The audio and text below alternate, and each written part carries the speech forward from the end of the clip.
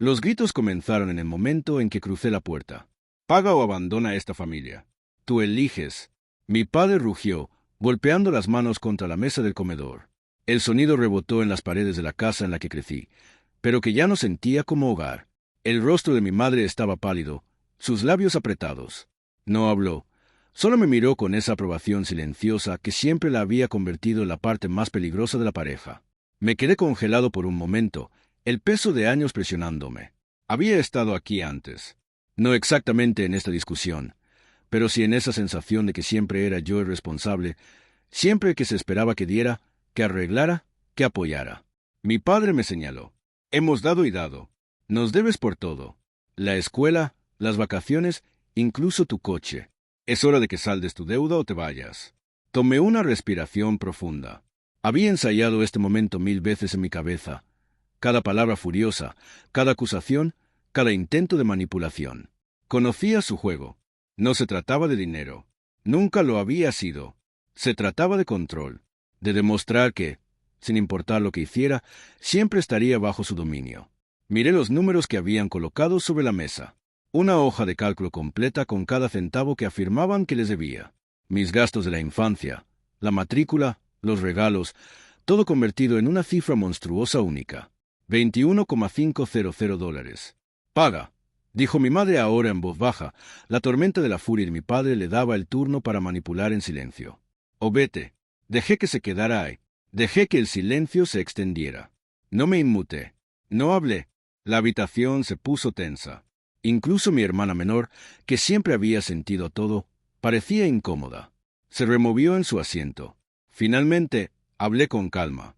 «Elijo». Sus ojos se clavaron en mí, buscando debilidad, buscando vacilación. «Elijo la libertad». Las palabras quedaron suspendidas en el aire como un relámpago. «¿Qué?», rugió mi padre, incrédulo. «No puedes simplemente irte. Eres una desagradecida». «No soy desagradecido», dije, con la voz firme. «Estoy harto de ser tu banco, tu saco de boxeo y tu marcador moral. Me voy de esta casa. Esta familia ya no me mantendrá como rehén con dinero o culpa». La mandíbula de mi madre cayó. El rostro de mi padre se puso rojo, luego pálido. La ira que había alimentado su rugido se disolvió en incredulidad. Empaqué mis cosas lentamente, con deliberación. Cada objeto que colocaba en mi maleta era un recordatorio de que estaba recuperando mi vida. No solo mis pertenencias físicas, sino mi autonomía. Los vecinos miraban mientras llevaba cajas a mi coche. No me importó. No miré atrás. Mientras conducía lejos, una extraña calma se asentó sobre mí. Por primera vez en años, sentí algo que no había sentido en mucho tiempo. Paz. Paz y miedo. Sí, miedo a lo que vendría después de dejar a las personas que supuestamente debían amarte incondicionalmente. Pero sobre todo paz, porque a veces elegirte a ti mismo es lo más difícil y lo más valiente que puedes hacer. No sabía dónde viviría, qué haría o cómo reconstruiría todo lo que ellos habían intentado controlar. Pero sabía una cosa. Nunca más dejaría que el miedo dictara mi vida. Y esa noche, mientras las luces de la ciudad se desdibujaban más allá del parabrisas, finalmente sonreí.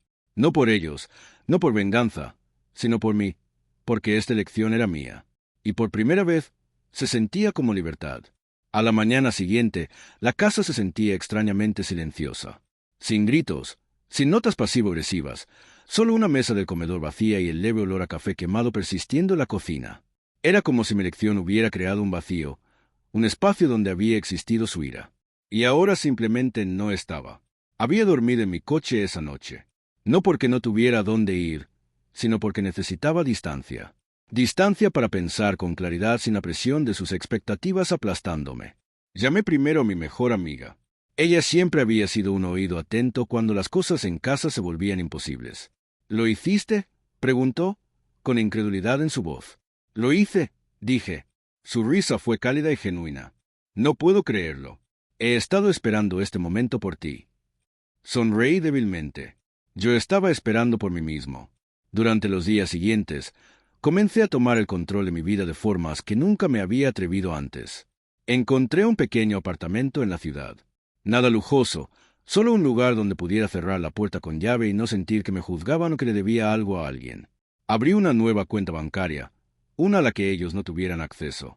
Cada dólar que ganaba ahora se quedaba conmigo primero. Presupuesté con cuidado, Hice un plan y me di cuenta de que podía sobrevivir e incluso prosperar sin su control financiero. Luego vino la parte más difícil: cortar el contacto. No por completo. Correos electrónicos, cumpleaños y algún mensaje ocasional eran inevitables. Pero tenía que dejar de permitir que su ira y su culpa dictaran mi vida. Cada vez que llamaban, tenía que recordarme que no era responsable de su felicidad. No era responsable de su manipulación emocional. No era responsable de su sentido de derecho. Mi hermana llamó una tarde. No puedes estar hablando en serio con esto. No puedes simplemente irte. Puedo, dije con calma. Y lo estoy haciendo. Intentó discutir. No respondí. Dejé que sus palabras se desvanecieran como estática en una radio. A medida que pasaban las semanas, una extraña sensación de liberación se instaló. Podía tomar decisiones sin miedo a represalias. Podía gastar mi dinero en lo que quería, no en lo que ellos consideraban necesario. Podía comer cuando tenía hambre, dormir cuando estaba cansado y respirar sin ser cuestionado. No fue fácil. Hubo momentos de duda, momentos en los que extrañé su aprobación, incluso si había sido condicional o tóxica. Pero me recordaba a mí mismo que la libertad tiene un precio, y este era uno que estaba dispuesto a pagar. Luego vino la primera prueba real, una reunión familiar sin mí. Las fotos inundaron las redes sociales. Mis padres sonriendo, mi hermana abrazando parientes, risas resonando en habitaciones que ya no entraría.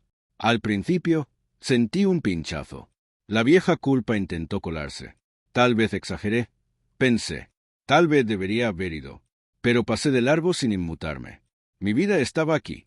Mi apartamento, mis amigos, mis elecciones. Y por primera vez, nadie amenazaba con quitármelo. Esa noche, cociné la cena para mí. Comida simple, sin presión, sin críticas, solo yo. Y en ese momento tranquilo, me di cuenta de algo profundo. Elegirme a mí mismo no significaba abandonar a la familia. Significaba recuperar mi vida de aquellos que habían intentado controlarla durante años. Por primera vez, dormí sin miedo. Por primera vez, desperté sin obligación. Y por primera vez, entendí que la libertad no se da, se toma. Y yo la había tomado. Pasaron semanas y el polvo no se asentó. Brillaba. El silencio desde casa era más fuerte que los gritos que había habido. Ya no recibía mensajes preguntando cuándo volvería. Sin recordatorios cargados de culpa de que la familia lo es todo. Era como si una presión bajo la que ni siquiera me había dado cuenta de que vivía hubiera sido levantada. Me concentré en mi vida. Invertí mi energía en el trabajo, en los amigos y en construir un hogar donde no me midieran contra las expectativas de alguien más. Decoré mi apartamento no pensando en sus gustos, sino en los míos. Cocinaba comidas que realmente disfrutaba. Hacía viajes de fin de semana que quería hacer, no los que les parecían responsables. Lentamente, recordé lo que se sentía existir para mí mismo. Luego vino la primera prueba indirecta. Mi hermana envió un mensaje. Mamá y papá preguntan cuándo vas a venir a cenar. Están preocupados por ti. Mi pulgar se quedó sobre la respuesta. No escribí nada inmediatamente. Me di cuenta de algo. No estaban preocupados por mí. Estaban preocupados por la imagen de mí. Mi ausencia había roto la ilusión de que ellos tenían el control, y eso los incomodaba. Respondí con cuidado pero con firmeza. Estoy bien. Me estoy cuidando a mí mismo. Sin explicación, sin disculpa. Ese silencio fue poderoso porque por una vez la conversación no estaba dictada por el miedo, la culpa o su ira. Estaba dictada por mí. Con el tiempo, la familia comenzó a notar cambios sutiles. Las llamadas se volvieron menos exigentes, más tentativas. Mis padres preguntaban sobre mi trabajo en lugar de decirme qué debería estar haciendo. Mi hermana dejó de burlarse de mis decisiones, al menos en persona, y la tensión durante las interacciones grupales empezó a disminuir. No fue un perdón inmediato. Ni siquiera fue una reconciliación. Fue una recalibración. Finalmente habían visto las consecuencias de intentar controlarme.